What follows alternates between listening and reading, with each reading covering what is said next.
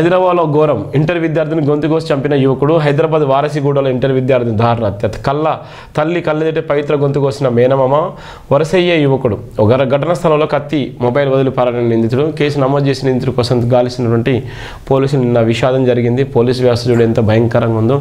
ఒక పక్కన భయంకరమైన పరిస్థితిలో ఒక పక్కన ప్రపంచమంతా తెలంగాణ వైపు చూస్తుంటే మరో పక్కన హత్యలు, ఆత్మహత్యలు, మర్డర్లు, మానభంగాలు, రౌడీ షీటర్ల పైన దాడులు ఇవన్నీ అయితే చాలా దారుణంగా జరుగుతున్న నేపథ్యం కూడా చూసినాం.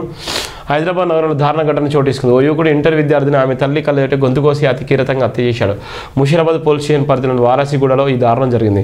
మృతులని పవిత్రగా గుర్తించారు. పోలీసులు తెలిపిన వివరాల ప్రకారం పవిత్రకు ఉమాశంకర్ వరుసకు మేనమామ అవుతాడు. ఆమెను వివాహం చేసుకోవాలని భావించాడు. అయితే ఉమాశంకర్ మద్యానికి బానిసే అనే కారణంతో ఆమె అతడితో పెళ్లికి నిరాకరించింది. ఈ క్రమంలో ఉమాశంకర్ పవిత్రపై కోపం పెంచుకున్నాడు. పవిత్రతో మాట్లాడుతున్న అకస్మాత్తుగా తన వెంట తెచ్చుకున్న కత్తితో ఆమె గొంతు కోశాడు. తీవ్ర రక్తస్రావంతో ఆమె అక్కడెక్కడ కుప్పగూలి ప్రాణాలు విడిచింది. కూతుని కాపాడుకునేందుకు తల్లి ప్రయత్నించిన ఫలితం లేకపోయింది. హత్య చేసిన వెంటనే నిందితుడు ఉమాశంకర్ తన కత్తిని, మొబైల్ ఫోన్ను ఘటనా స్థలంలోనే వదిలేసి పరారయ్యాడు. సమాచారం అందుకున్న వారాసిగూడ పోలీసులు క్రూజ్ టీంతో కలిసి సంఘటన స్థలం చేరుకున్నారు. ఆధారాలు సేకరించి మృతదేహాన్ని పోస్ట్మార్టం నిమిత్తం ఆసుపత్రిలో ఉంచారు. నిందితుడిని పట్టుకునేందుకు ప్రత్యేక బృందాన్ని రంగంలో దించినట్లు పోలీసులు తెలిపారు. హత్యకు గల ఖచ్చితమైన కారణాలపై అన్ని కోణాల్లో దర్యాప్తు చేస్తున్నాం. నిందితుని త్వరలోనే అదుపులోకి తీసుకుంటామని అధికారులు వెల్లడించారు. ఈ ఘటన స్థానికంగా తీవ్ర కలకలం రేపిన నేపథ్యం. ఒక పక్కన ప్రపంచ దేశాలన్నీ మన దేశం వైపు, మన తెలంగాణ వైపు చూస్తుంటే మరో పక్కన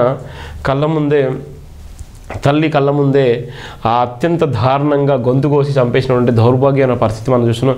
ఇంటర్ అమ్మాయిని ఇది నిన్న జరిగింది. అలానే నిన్న ధూల్పేట సంబంధించినటువంటి ఒక వ్యక్తిని కూడా అత్యంత కిరాతకంగా హత్య చేసి చంపేసినటువంటి పరిస్థితి కూడా నిన్న మనం చూసిన నేపథ్యం కూడా ఉంది.